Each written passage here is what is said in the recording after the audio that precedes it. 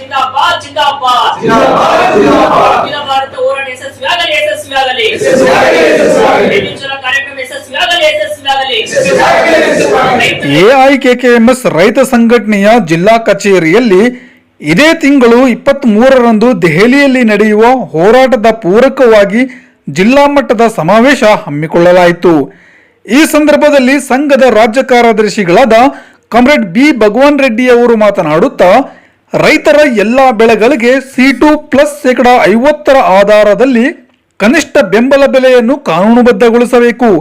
ಜೊತೆಗೆ ಸಂಪೂರ್ಣ ಸರ್ಕಾರಿ ವ್ಯಾಪಾರ ಮತ್ತು ವಹಿವಾಟು ಜಾರಿಯಾಗಬೇಕು. ವಿದ್ಯುತ್ ಕಾಯ್ದೆ 2023 ರದ್ದುಗೊಳಿಸಬೇಕು.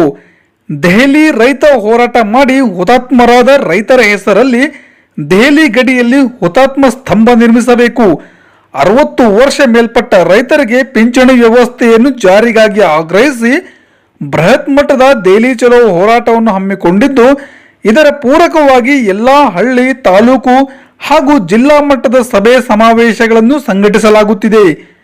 ಈ ಬೇಡಿಕೆ ಪ್ರತಿಯೊಬ್ಬ ರೈತನ ಜೀವನಕ್ಕೆ ಸಂಬಂಧಿಸಿದ ವಿಷಯಗಳಾಗಿರುವುದರಿಂದ ಎಲ್ಲ ರೈತರು ಮತ್ತು ಕೃಷಿ ಕಾರ್ಮಿಕರು ಒಗ್ಗಟ್ಟಾಗಿ ಈ ಹೋರಾಟ ಬೆಳೆಸಲು ಮುಂದಾಗಬೇಕೆಂದು ಈ ಸಂದರ್ಭದಲ್ಲಿ ಕರೆ ನೀಡಿದರು.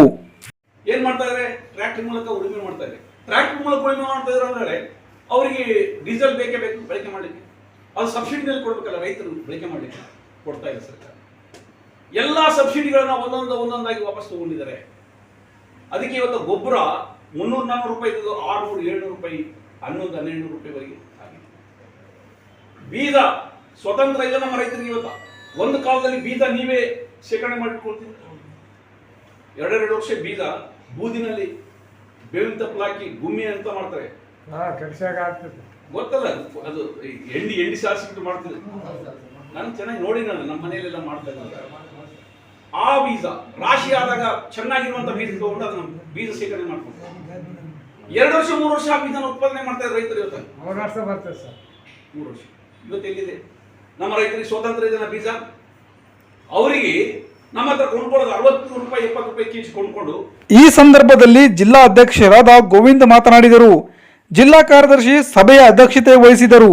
ಜಿಲ್ಲಾ ಜಂಟಿ ಕಾರ್ಯದರ್ಶಿ ಕಾಸಿಂ ಸಾಬ್, ಕುರುಗೋಡು ತಾಲೂಕು ಅಧ್ಯಕ್ಷ ಲಿಂಗಪ್ಪ, ಬಳ್ಳಾರಿ ತಾಲೂಕು ಅಧ್ಯಕ್ಷ ಈರಣ್ಣ, ಕಾರ್ಯದರ್ಶಿ ಧನರಾಜ್, ಜಿಲ್ಲಾ ಸಮಿತಿ ಸದಸ್ಯರಾದ ಮಲ್ಲಪ್ಪ, ಹೊನ್ನೂರಪ್ಪ, ರಮೇಶ್, ಬಸವರಾಜ್, ತಿಪ್ಪಯ್ಯ, ರೈತರಾದ ಪಂಪಾಪತಿ, ಹನುಮಂತಪ್ಪ, ಹುಲುಗಪ್ಪ, ಶರ್ಮಾಸ್, ಪ್ರಭು, ಅಯ್ಯಾಳಪ್ಪ, ಮಲ್ಲಿಕಾರ್ಜುನ್, ರಾಮದಾಸ್ ಹಾಗೂ ಇನ್ನಿತರರು ಈ ಸಂದರ್ಭದಲ್ಲಿ ಉಪಸ್ಥಿತರಿದ್ದರು.